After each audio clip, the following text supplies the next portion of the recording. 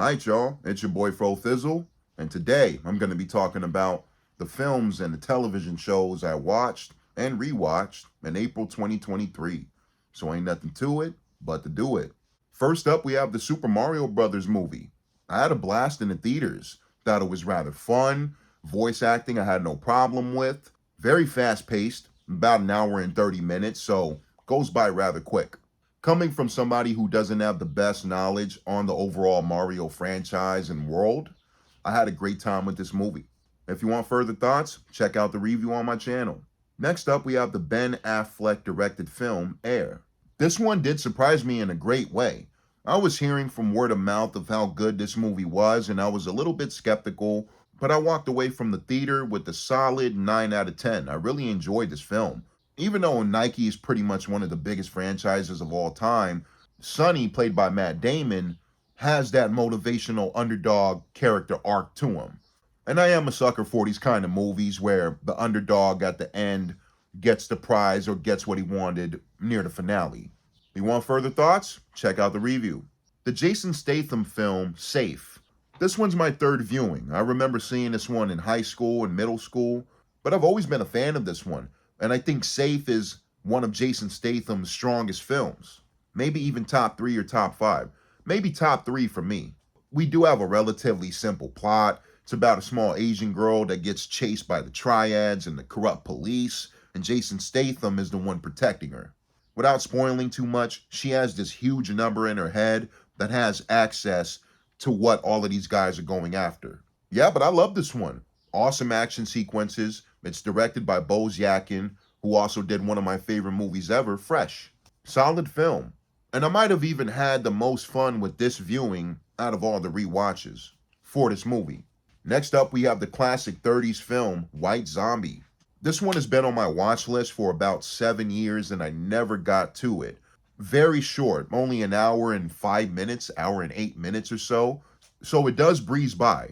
But if you're not into dialogue, or if you think the movies from the 30s make you sleepy, which I can understand, this one might not be for you. But as someone who's very interested in the way they were making film in the 30s, the way they were acting, the writing, the production design, the value all put together, I had a blast with this movie.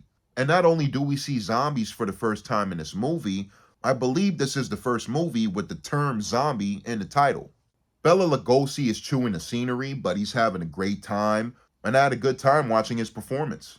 If you like 30s movies, or if you're interested in seeing how they're made, check this movie out. The Melissa McCarthy movie, Tammy. I had no expectations whatsoever watching this movie, and I actually thought I was going to shit on it after seeing the very low rating on IMDb, like a 4.9 out of 10. So I was preparing to tear this movie apart, and I ended up walking away liking it for some strange reason.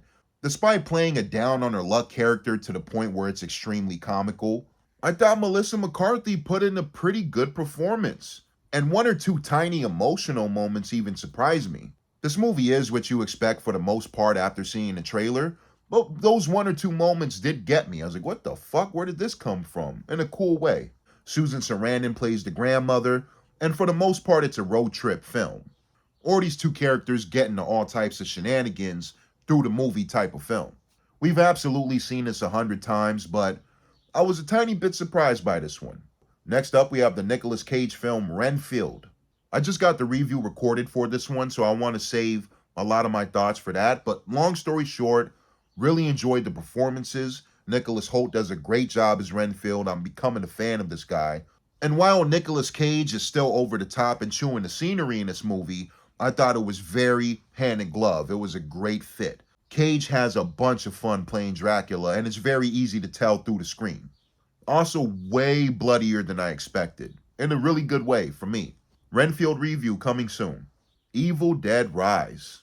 I am a fan of the first film, love Dead by Dawn. Army of Darkness is a bit fuzzy for me. I do remember the medieval setting, but that's a rewatch. But this one takes a different route. We're following a family in an apartment complex rather than a traditional cabin setting. And of course, with Evil Dead, we get our blood and guts. And as a gorehound, I got my fix. I had a great time. Evil Dead Rise review dropping today or tomorrow. And the last film I saw was Scream 6. which is a rewatch. I saw this movie Thursday night before opening night on Friday. Coming from somebody who wasn't a big fan of 5 whatsoever, I did think this one was a big improvement. Having said that, I do still have a lot of problems with this movie. But long story short, I do like the kills. The characters I thought were more likable, and I did tolerate them way more. But I gotta say, despite me having some fun with this movie, the finale was disappointing to me.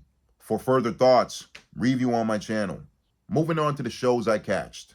The HBO miniseries Generation Kill was on my watch list for a decent amount of time, and overall, I did want to love this show more. It is well made. The acting's fantastic, the writing's pretty damn solid, the use of cinematography, etc., very well made on the filmmaking aspect. I thought this was a chore to get through. I was checking my time a lot, saying, hey, let's speed it up just a bit. I guess I was expecting a faster pace, but 90% of the show is a hangout with these Marines. Fantastic acting, but a chore from my personal viewing.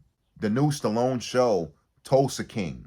I had an absolute blast with the show, and it's easily one of my favorite shows in a long time. Tulsa King had everything I wanted. Great writing and overall plot from Terrence Winter, mostly known for his work on The Sopranos. This show also has my favorite Stallone performance in a very, very, very long time. He's not sleepwalking whatsoever. Great supporting cast of characters that I really enjoyed. I love the team that Stallone was building up for his crew. And Tulsa King is also very fast-paced. It's harder for me to watch overall shows. I'm more of a movie guy. But with Tulsa King, I happily saw all 9 episodes twice. If you're a Stallone fan like I am, I highly recommend the show. And the last show that I tried to finish, but I only got 2 episodes in, was 1923, the Harrison Ford and Helen Mirren vehicle. I love westerns. I'm a fan of cowboy movies, etc., shoot 'em up, or even dialogue cowboy films. But for some reason, it is very hard for me to get through this fucking show. When Harrison Ford and Helen Mirren pop up, they're fantastic. Love their chemistry and love their performances. But this show's very jumbled from the start. We're focusing on like 4 or 5 different characters right off the bat in the first episode. And I thought this was a very strange choice. I felt like the first episode should have definitely focused on Harrison Ford and Helen Mirren, and maybe start introducing some of the other characters episode 2 even. I'm loving the setting, I'm loving the performances, but the first 2 episodes were a drag. They were definitely slow for me.